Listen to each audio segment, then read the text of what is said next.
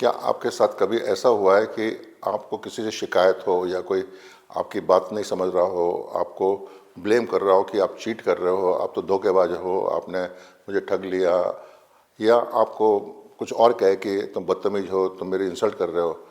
और हम क्या करते हैं, वो गुस्से में इतनी ज़्यादा बात बढ़ा लेते हैं कि हम ये बोल के आते हैं कि अब तुम्हारी शक्ल ही नहीं देखनी या मैं तुम्हारे साथ रहना ही नहीं है। हम पूरी तरह से इस तरह से तय कर लेते हैं बात कि भाई मेरे को आगे से आपके लिए काम ही नहीं करना है, और लौट के आ जाते हैं। बाद में पछतावा होता है कि मैंने बहुत बड़ी गलती करी है।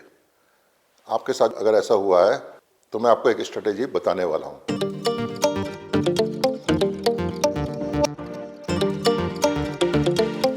ये बात क्या है कि कहाँ से बात शुरू हुई थी बता देता हूँ आपको।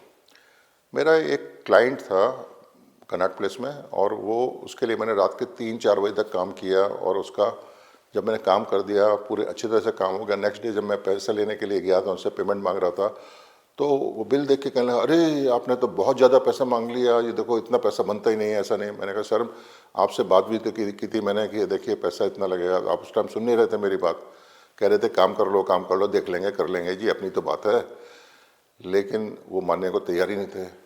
मुझे बहुत गुस्सा आया। मैंने उनको समझाने की कोशिश की थी कि देखिए मैं इतने साल से आपके साथ सही तरह से काम कर रहा हूँ, लेकिन वो मेरी बात सुनना नहीं चाह रहे थे। वो सिर्फ अपनी जिद पड़े थे कि मैं झूठ बोल रहा हूँ या मैंने बहुत ज़्यादा चार्ज किया है। क्या रीज़न था उनको ही पता होगा, लेकिन मुझे इतना गुस्सा आया कि मैंने वहीं बिल फाड़ दिया, उनके हाथ में पकड़ा दिया और कहा कि भाई ठीक है आप ही अपने पास रख लें पैसा। अच्छा, वो जब मैं आ गया घर वापस आया तो मुझे रियलाइज़ हुआ कि मैंने एक बहुत बड़ी गलती की है कि एक ऐसे आदमी की इंसल्ट की है जो 10-12 साल से मुझे काम दे रहा था, अच्छा रिस्पेक्टेबल आदमी था, मेरे को कई जगह लोगों से मिला भी था, मैं उसकी वजह से काफ़ी सक्सेसफुल भी हुआ था। लेकिन एक थोड़े से पैसे के पीछे मैंने पता नहीं क्यों ऐसा मेरा दिमाग ख़राब हुआ था कि मैं झगड़ा करके आ गया। मैं उनके पास गया, मैंने माफ़ी मांगने के लिए गया था, लेकिन वो उन्होंने मुझसे मिलने से मना कर दिया।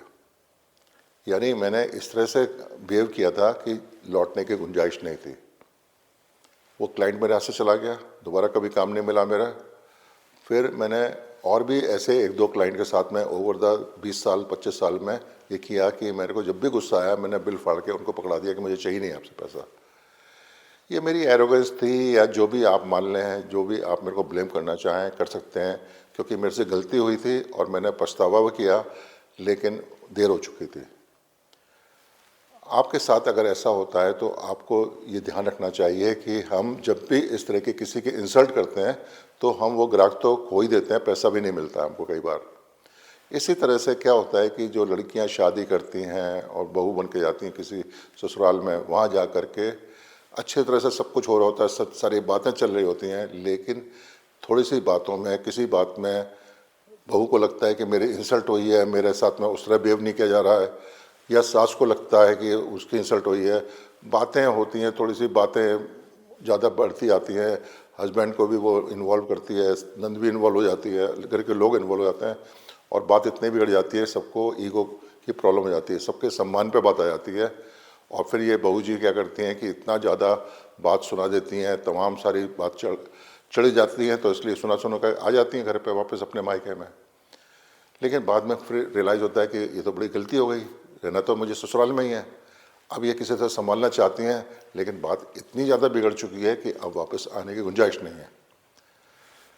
तो मैं आपको क्या सलाह देना चाह रहा हूँ कि ये एक स्ट्रेटेजी बता रहा हूँ आपको कि जब भी आपके साथ में ऐसा टाइम आए जब आपको अपने आप पे कंट्रोल नहीं कर पा रहे हैं और आपको लगता है कि ऐसे लोगों के संग रहना ही नहीं चाहिए या इनके साथ काम नहीं करना चाहिए, बजाय हम उनको नीचा दिखा करके ये वापस आएँ, चुपचाप वापस आ सकते हैं। हम दोबारा नहीं जाएं, हमारी चॉइस है कि हम जाएं, दोबारा काम नहीं करें, लेकिन बोल करके नहीं करना चाहिए कि मैं आपकी शक्ल नहीं देखना चाहता है, या मैं आपके लिए काम नहीं करूंगा, या बिल फाड़ के पकड़ा दिया है, या किसी तरह से बदतमीजी से बोल दिया। उनका कुछ नहीं जा रहा है। वो अगर मैं काम नहीं करूंगा तो उनका कुछ बिगड़ेगा नहीं, वो दूसरे को ढूंढ लेंगे, मुझे भी दूसरा काम मिल जाएगा। पर ये तरीका नहीं है ना बिजनेस का कि हम जाके इंसल्ट ही कर दें लोगों की। तो स्ट्रेटजी ये है कि अगर आपका कोई दुश्मन भी है तो आपको एक सुलह का दरवाज़ा खुला रखना चाहिए कि जिससे कि दोबारा बात शुरू की जा सके। एकदम बंद करके नहीं आना चाहिए। बंद करके आने से क्या होता है कि प्रॉब्लम ये हो जाती है कि हम वापस रिलेशन को तो बना ही नहीं पाते, पैसे नहीं मिलते हैं, और वो कई बार कई दूसरे लोगों को भी कहते हैं कि इससे काम नहीं कराना, ये आदमी सही नहीं है, ये नुकसान होता है। और मैं देख चुका हूँ, ऐसा हुआ है कई बार।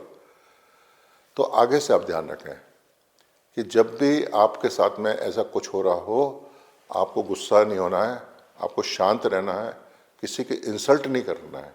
आप दूसरों के मुंह पे इंसल्ट करेंगे तो लोग इसको अच्छा नहीं मानते हैं, और वो आपको भले चाहे कुछ बोले ना बोलें, लेकिन वो आपके आगे दोबारा काम नहीं आएंगे। तो अगर आपकी किसी से दुश्मनी है तो सुलह का एक दरवाज़ा खुला रखिए। नमस्कार, बहुत बहुत धन्यवाद।